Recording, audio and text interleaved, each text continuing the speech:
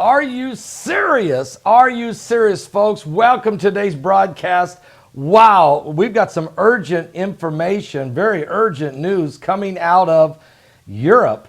We've got a situation developing really in the Eurozone, but it's not just Europe. This is affecting markets around the world. There are 7 nations that are in financial freefall to some degree. Some of it's their stock market.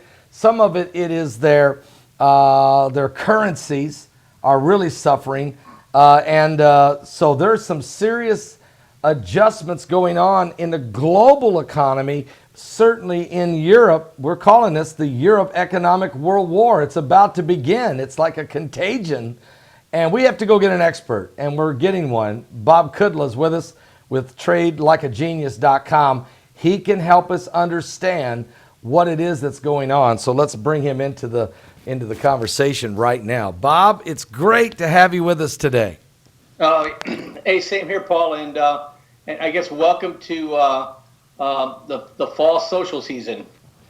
The fall social season, that's right. Okay, you're exactly right with that, because I tell you, it's getting crazy. I was just watching a little bit of the hearings going on in Washington with Judge Kavanaugh. I've never seen such an embarrassment of our democracy, really.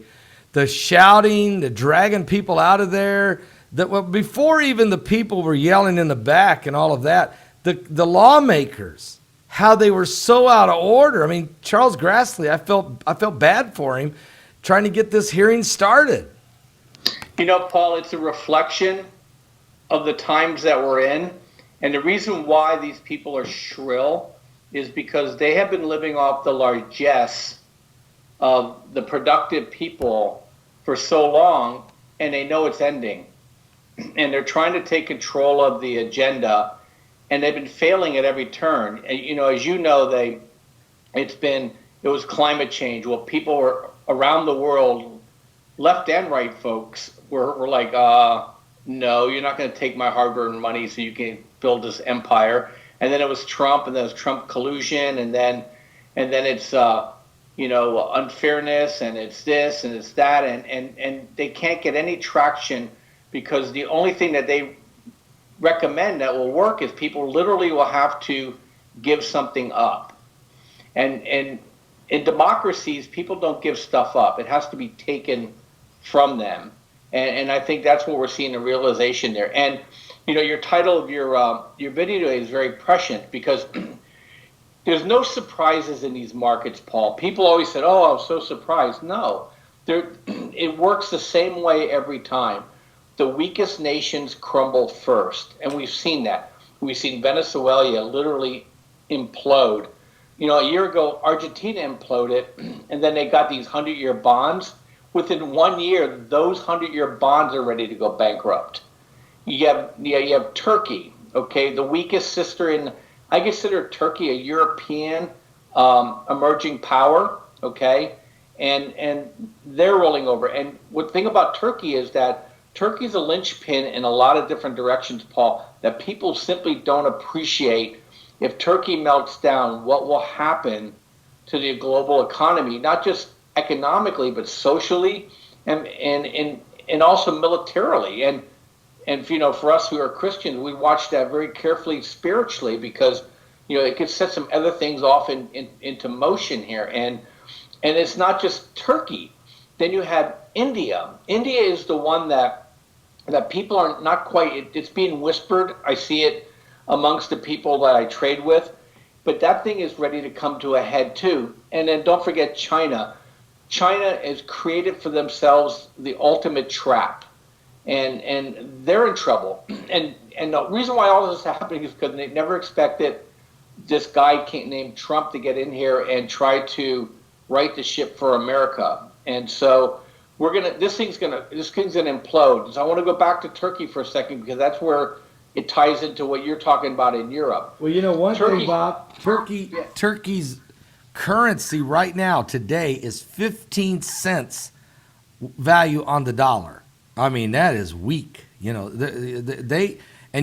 Trump's announced that there is sanctions coming, but right now it's 15 cents to the dollar is its value.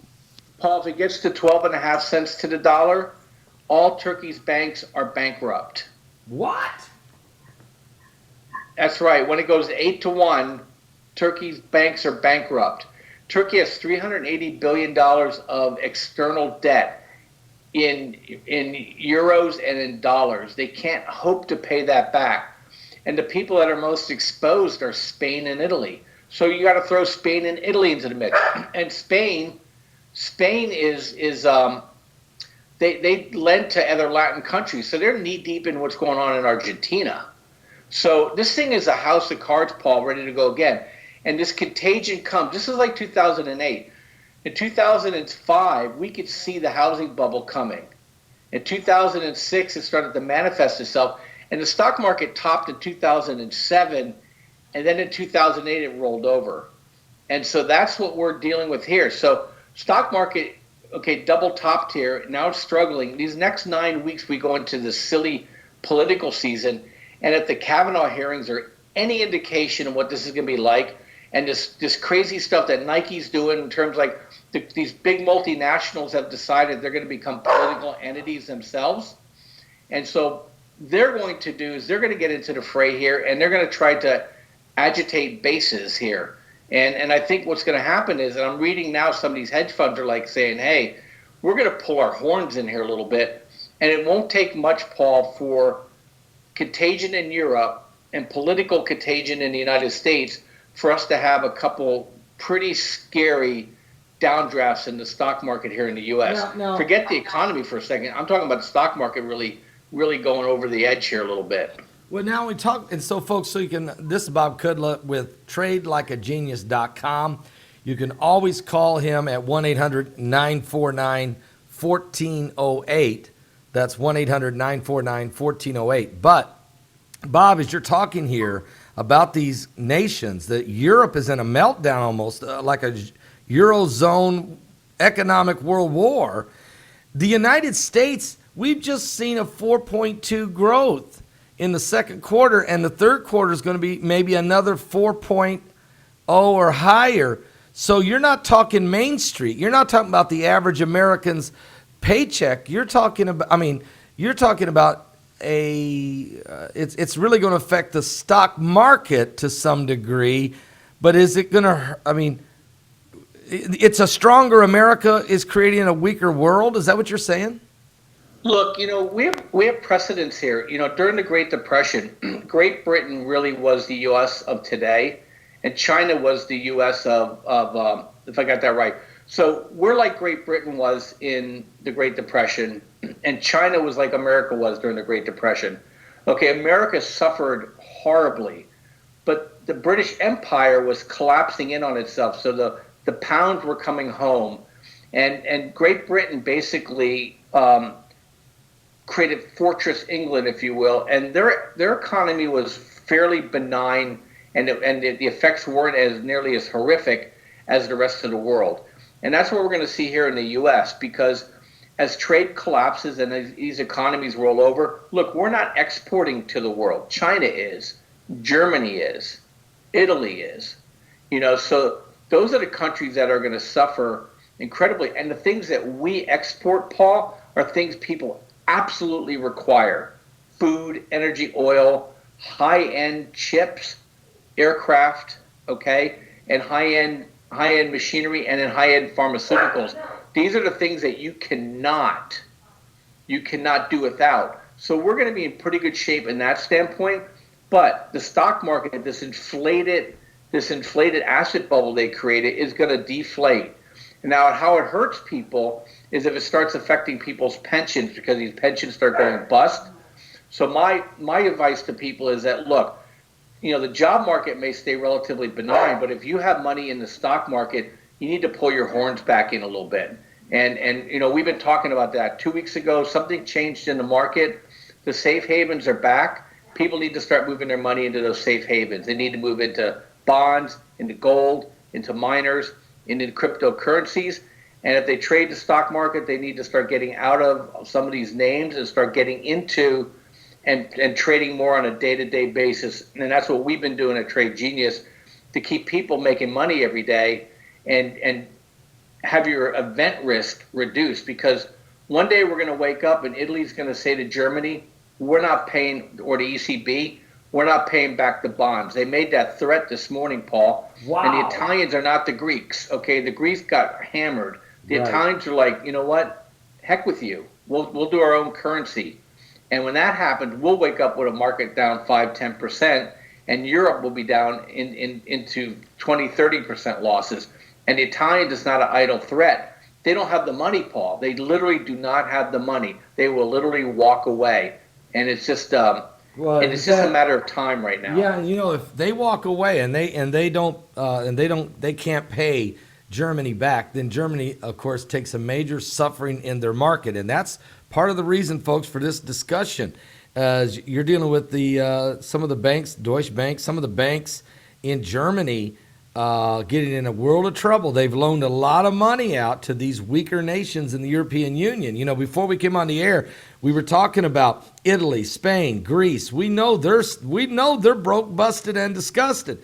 But look at these other nations. Argentina, they have inflation off the charts. Their currency is collapsing, and the interest rates went over 60%. I don't know how in the world they get out of that mess. And like you said, Turkey's currency is rock bottom compared to the dollar. Let me ask you a question about this Nike ad. You brought this up, and I'm scratching my head on this one. Colin Kaepernick, you know, these guys don't want to kneel for the flag. Why in the world would you you can look at the NFL numbers. The NFL lost 30% of their viewers. Why would you run an ad? Put that back up there, Brock, again. Why would you put up an ad of Colin Kaepernick? Why would you risk this? I mean, believe in something even if it means sacrificing everything. That's not a smart business move. What is Nike thinking here? You know, I mean, first of all, let me set that aside for a second. Colin Kaepernick, he did not suffer anything. He's a multimillionaire, and he's making millions from this ad campaign. So there's no integrity. Now, if they threw Martin Luther King up there, yeah, I'd buy that. You know, Yeah. and you know, but that's not what they did. Or Carson, Ben Carson, I'd buy that. I'd buy that You too. know, Right. but you know that it's not. Nike was always about just do it and inspire people. And here's my theory behind it. And I don't want to get into all the politics behind it, because I got into it and people, you know, it's just half people Right. love me, half people hate me. Right, we don't Is need that that. Right. is that I think Nike is a symptom of all these other corporations. They're so desperate to keep this global initiative in place, because they do not want an independently sovereign, strong United States being a uni power in the world. And I figured they're trying to agitate their base, which is, you know, Millennium and African American, to get them to, you know, rise up against, you know, I think what Trump has been doing in those areas. He's winning those people, and they're trying to now create this overreaction by the people on the right to this, so that people can defend Nike. But I think it's going to blow up in their face, and I think it's going to blow up in anybody's face that does this, because it's not the integrity's not there. He's not a sympathetic figure. So, Bob, great point. I think you made a great analogy. If you want to have an ad campaign, use heroes, or use people that have inspired. Use people that are winners, you know, and that have accomplished things. Let me look at here, though. Let's go back to these nations. You're talking about India. That is a huge market. You're talking Argentina. We know what kind of shape they're in. Turkey's in trouble. And President Trump's getting ready to put sanctions on Turkey. Okay? I mean, he's getting ready to put sanctions on them if they don't send the pastor home that they're holding against for whatever reason. It doesn't make sense.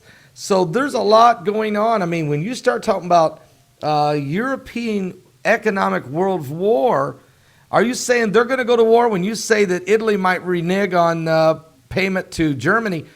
So we're talking about implosion. I mean, could the European Union implode? Iron and clay, Paul. Iron and clay. You know, I think they're going to have to come to some sort of understanding between these highly indebted southern European nations that Germany used to create a market for themselves.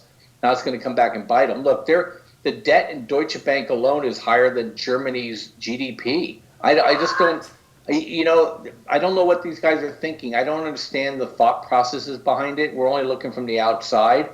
But I mean, the sheer greed and arrogance is on display.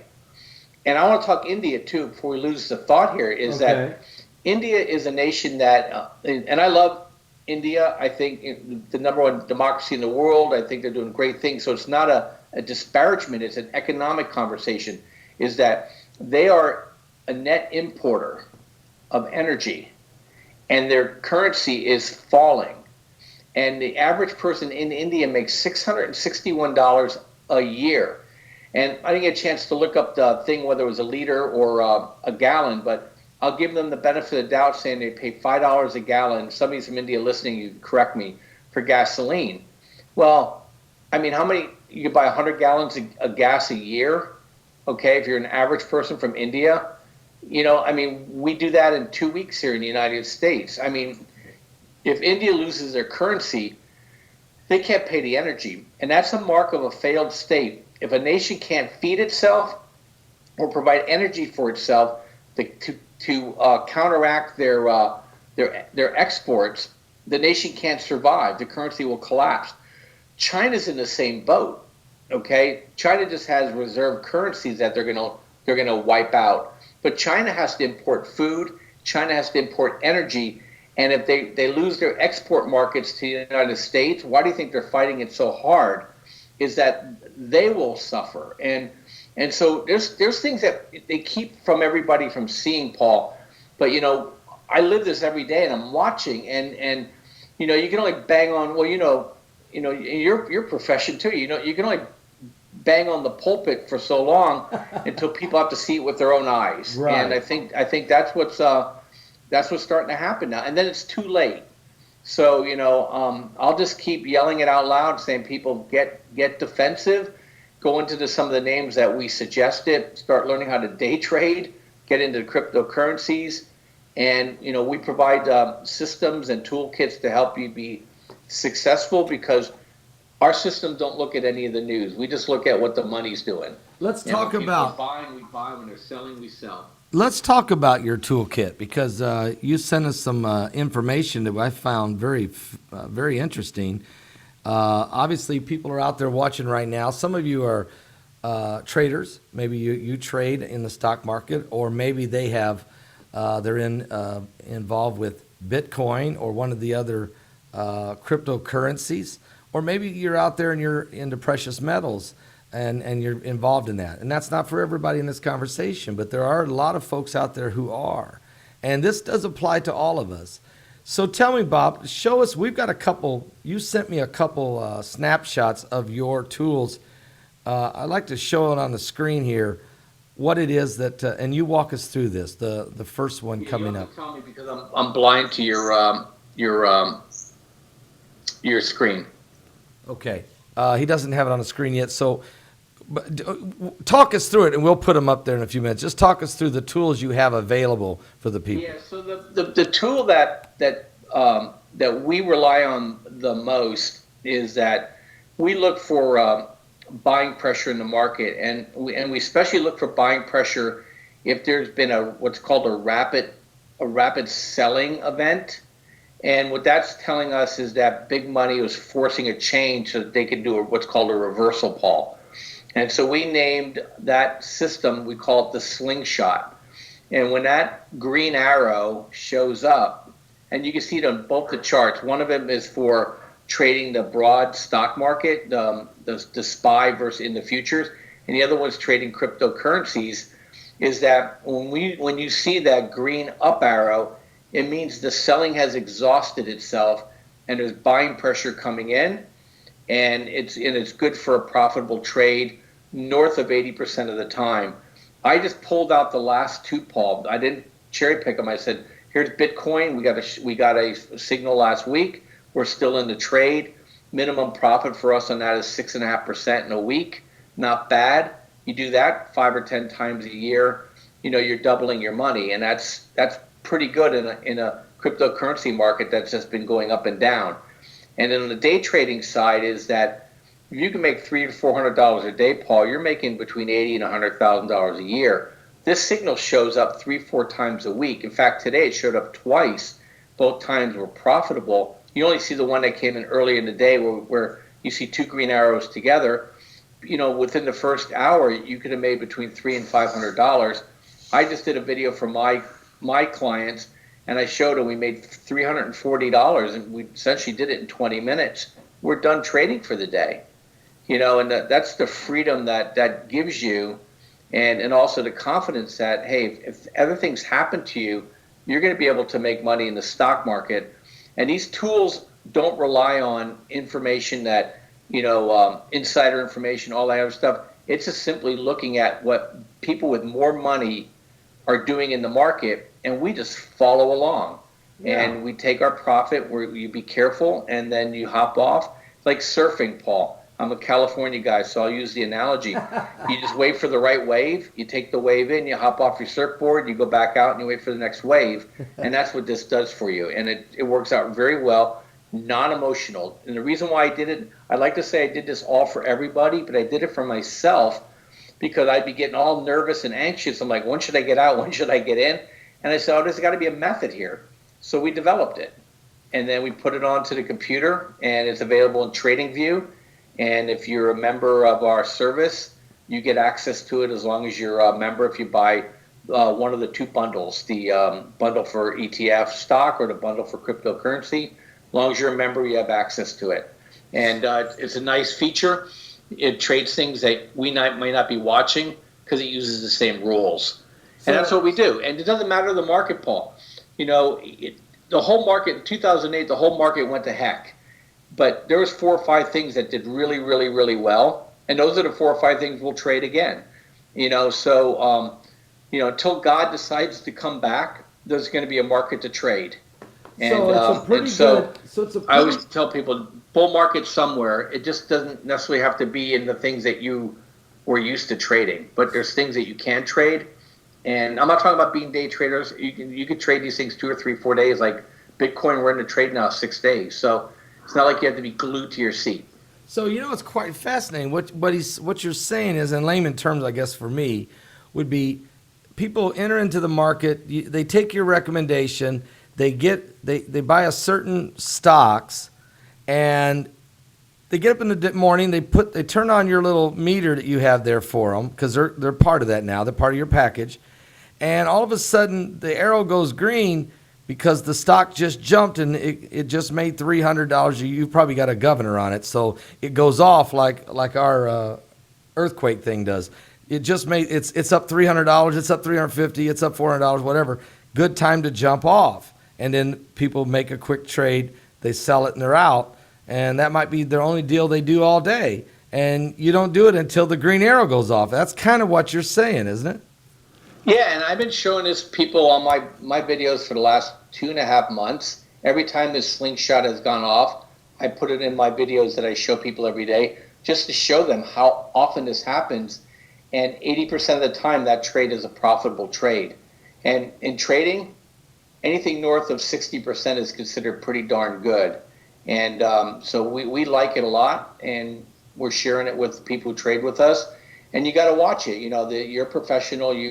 If you're making money, if you're making that kind of money, you're making good money, you treat it like a job. You're in there, you see that signal go off. I'm sitting here waiting for that signal. I'm not out running around. That signal goes off, you take a trade and you go. And with cryptocurrencies, it's a little slower because it's not a 5-minute, it's a 4-hour. So you get the trade, and then you, in that case, we actually will tweet it out or text it out to our subscribers. And or if you're watching something we're not watching, you could just flip through it until you get the signal that you want, and you take that trade. And it's as simple as that. Works out really well. People try to overcomplicate trading. It's not complicated. It's just hard. So you teach the people with your program. Again, you go to his website, folks, at tradelikeagenius.com, tradelikeagenius.com, and let Bob teach you how to participate in this. And then, like he said, once you get in and you can understand, he'll help you understand. You don't have to know the entire market, and you don't have to know everything in it.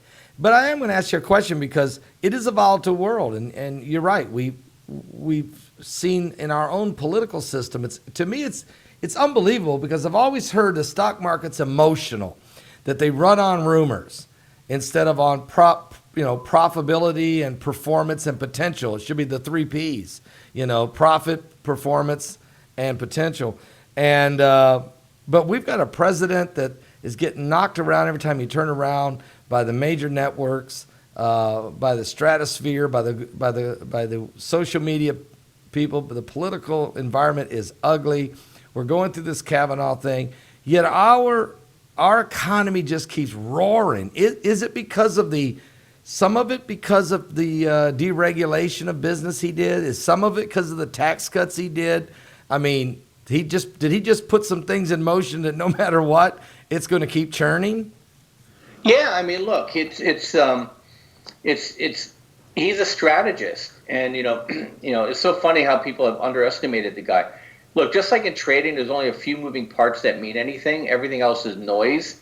Trump's the same way. He knew and he knows intuitively that if I put more money into people's pocket, they're going to spend it. It's going to create velocity. If I can start writing this trade imbalance, that's more money and more jobs that come to this country, which creates more velocity, which creates more tax revenue, creates more tax receipts, makes people happy. They're not buying as much welfare and food stamps and other assistance because we're taking that money out of China or Germany and we're replacing what we're paying in welfare to that.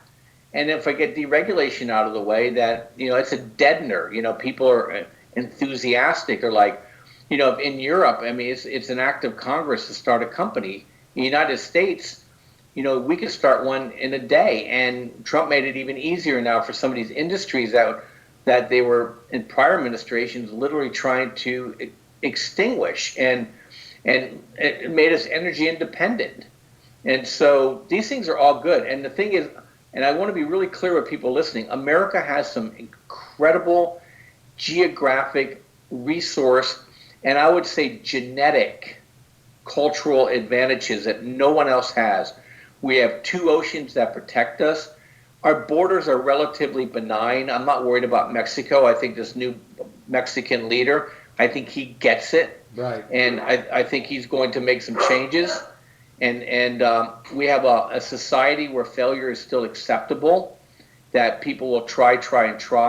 We're all type A personalities or type T. People came to this country and sacrificed everything, unlike the Nike dude, and started with nothing. And that builds a culture of can versus can't. We could feed ourselves, and we have energy for ourselves. And if we don't, between Mexico, the U.S., and Canada, absolutely.